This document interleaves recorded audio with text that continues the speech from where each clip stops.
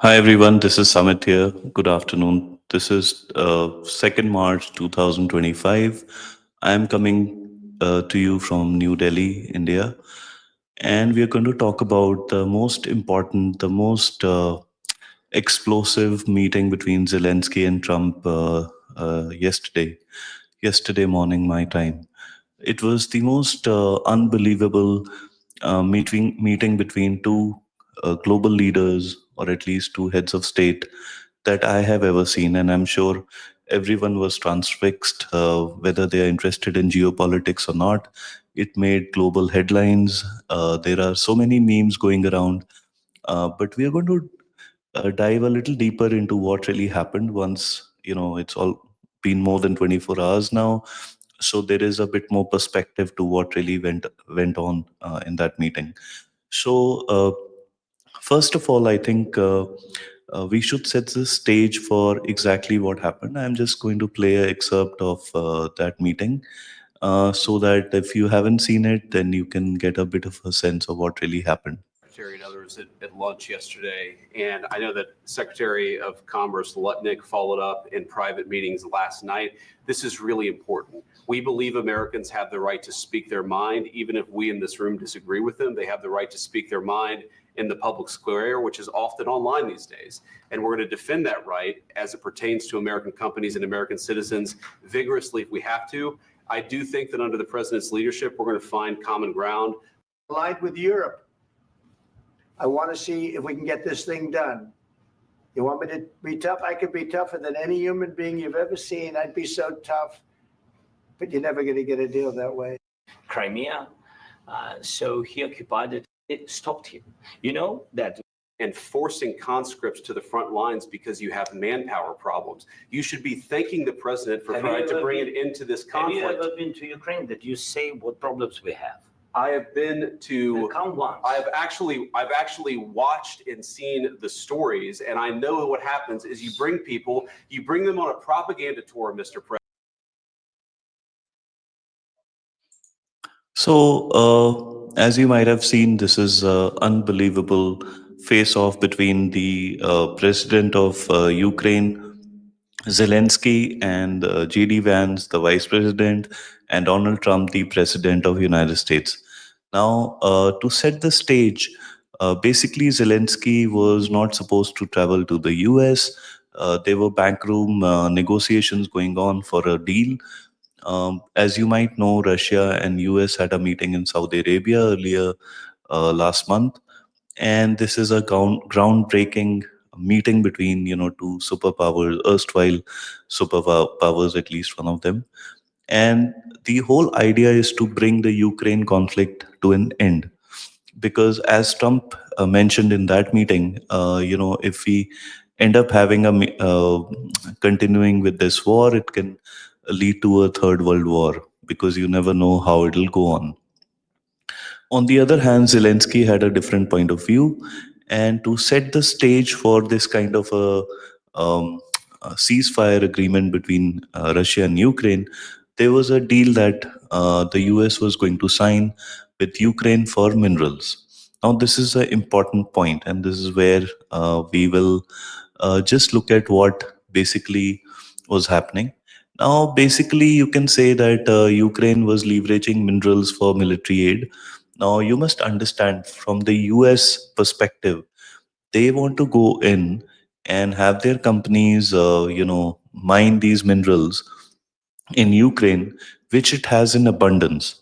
And when they start doing that, there will be a lot of Americans traveling to Ukraine, digging up and mining these minerals. So therefore, it'll be very difficult for Vladimir Putin, or Russia, to actually start attacking those Americans there. And therefore, it'll act as a buffer between Ukraine and Russia. This was Trump's point. And it's such a brilliant strategy, because you must understand that this whole war, which has been brewing since last 20 years, is really about the Ukraine's resources under its earth, whether it is oil and gas or whether it is minerals. Earlier, they were under the control of the earlier president, and they had a company. I'm not going to go into those details, but A lot of people were eyeing those resources, and it was Putin who was controlling, or rather mining, and taking out oil and gas, because he had a proxy control over Ukraine before Zelensky was kind of put in to power in 2014-15, after what is called a color revolution. So, what Trump wanted was, he wanted to mine these minerals and therefore put a stop to the war, or the fighting at least. On the other hand, it seems Zelensky wanted the minerals or the deal to be such that it'll enable Ukraine to fight Russia even further. So that's at odds. So the two interests were not really aligning. And Trump was saying that, prolonging this war is not going to help anyone. Now, I don't see what points the globalists have when they say the war should continue because Putin is evil and he cannot be trusted, and all the other deals that have happened have really come to naught because Putin will not abide by the agreements. But the point is that, is the war serving anyone right now? So Zelensky's point, it seems, was more emotional, and he was maybe he was playing for somebody. We can all guess who that was. He was definitely not playing for ceasefire, and Trump was obviously wanting to have a ceasefire. On the other hand, what Putin demands and Trump agrees is that Ukraine will remain neutral, non aligned. He will not join NATO, he will not be part of EU, and therefore, there will be Ukraine will act as a buffer between the European Union, NATO, and Russia, which is going to ensure that no war kind of breaks out. So this is what the plan was, and this is where Ukraine, which is Zelensky, was not relenting, and he kind of stalled, and he there were a lot of meetings between the Treasury Secretary, the Defense Secretary, the Foreign Secretary of the US, and not much progress was made. Though on the face of it, Zelensky was flying in to sign the minerals deal. But what he was demanding was a security guarantee in a very overt manner. While what Trump was saying was that the signing of the deal itself is a security guarantee.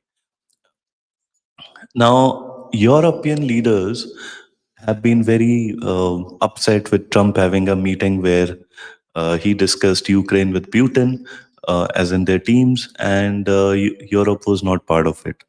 And recently, the Prime Minister of UK and the President of France have gone to the White House and have made statements. UK said that, "Oh, I'm going to put my troops on the ground," and Trump said, "Okay, so are you willing to take on Russia militarily?" And Starmer, the Prime Minister of UK, had no answer. But at the same time, one can see why the European leaders don't want an immediate ceasefire, because they have invested a lot of money in Ukraine, and the kind of deal that US is getting in terms of mining the minerals, the Europeans will get nothing, and maybe all their money will go to waste. So that is why they are very, very concerned that not only will their money go to waste, but their deal in terms of having the security will not be ensured with this kind of a deal between Trump and Putin and Zelensky, maybe, especially when they have been kept out of the negotiations. Now, the implications are that uh, this is going to either escalate the war, basis what Trump and Putin think about what happened with Zelensky, or it could freeze, or move towards the peace deal. Maybe Zelensky will be ousted or dismissed, or uh, something could happen. Some very bad things can happen, especially if you have gone to the US, sat with President Trump, and kind of, at least in the words of JD Vance, insulted the president of the US. So I'm not very sure how Zelensky will move from here, because it doesn't seem like he's done anything which is very positive for his country. Now, there is a possibility that NATO and Russia will kind of, face off, but I have my own doubts because US still controls NATO. It is its own baby. It controls all the weaponry and so on, apart from the nuclear weapons that France has. So the escalation risk is possibly a far off scenario, but you never know what happens nowadays. US is definitely pivoting away from Europe, and it is trying to strike a deal on its own.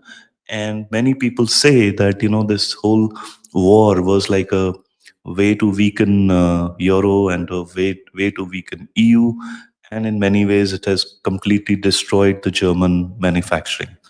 So you can connect the dots and understand it in the way you want. Uh, then there is the China role. Now remember that Russia is in the arms of China, or they are really close together right now.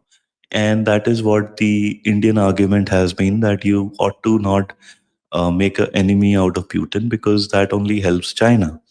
Now, the peace between Russia and US is going to actually hurt China, because Russia acts as a buffer, or as a balancing power, which puts the West under immense pressure when taking on China, at least militarily. And that is where this whole deal with Zelensky would have played a major role. And there is the fact is that Russia has survived the sanctions because of Chinese support, and of course because of India buying the oil from Russia. So the geopolitical move that America is trying to make is basically to uh, weaken China by having a peaceful relation with Putin and a more closer relation with India, which is what India had argued for a long time, anyways. And finally, of course, there will be a lot of uh, discussions. There will be a lot of implications of this Zelensky fiasco that happened. And I think this will go on for a while. You let me know what you think. I've given you all the scenarios, what each player wants, and what it looks like. We will follow up this story as closely as possible, because this is an important geopolitical development. And I will come back to you with things as they happen. Do like, share, subscribe this video and my channel, and do send in your comments, good or bad. I will love them.